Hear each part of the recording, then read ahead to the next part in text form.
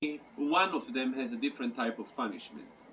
Now, what is interesting to note that any type of incest relationship, there is no way, even legally, for the kiddushin, for the process of engagement to trigger. Then there is a second level, biblically, it's called Isuri Lavin, which means that even within the Jewish people, there is a prohibition to marry someone who is a mamzer. And a mamzer, loosely is being translated bastard, but typically it's any form of a child who was born from an incest relationship. So anybody who is not a mamzer is forbidden to marry him. There is also other situation when a person being castrated, again, he lost his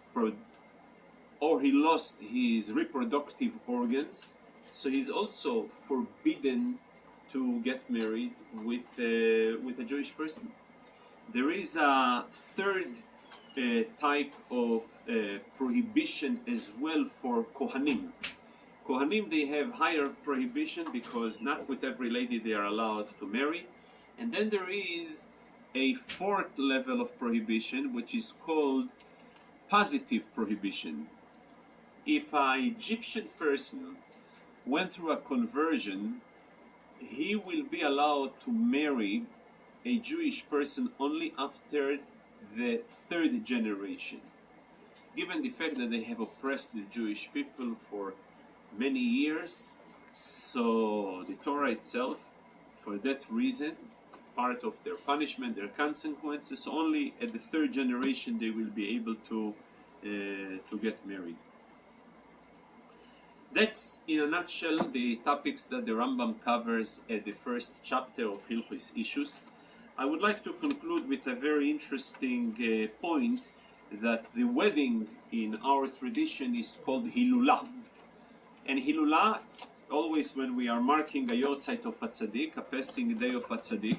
Today, for example, we're marking a very, very special local Tzaddik in our community, that thanks to him, our community is there and I see his son. And I'm very, very thankful to him to participate. Many times throughout our shiurim, we mentioning, first of all, the great personality of Rabbi Hiel, the sweet memories, the sweet stories that he shared with us, being familiar with the Ragashover Goyen in the city of Dvinsk.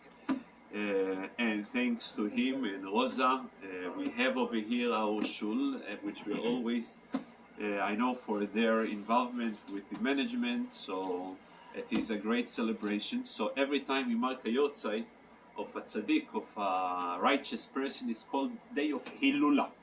A day of a wedding is also called Day of HILLULAH. So the Tzemach Tzedek on the wedding, in fact, I just recently found out, my friend, to the wedding for my daughter, he sent me a text with a picture of a manuscript of the Tzemach Tzedek, where it is written that the Tzemach Tzedek explains what's the connection. The connection is that same way as in a wedding, two souls that were connected and were separating and they meeting again, it's a very happy occasion. So for a tzaddik, for a righteous person, when he sent to the world for a holy mission and he managed to fulfill, and then his soul comes back to its original source, is also a day of happiness. So today we are marking a Yom HaHillulah of our local tzaddik, and it's interesting that we're starting the Hilchos weddings, the rules of weddings. So Taka, the neshama of Rabbi Hiel ben Elchanan should have an aliyah, should be a good or better for our community, for the rest of Klal Yisrael. Thank you. Sure.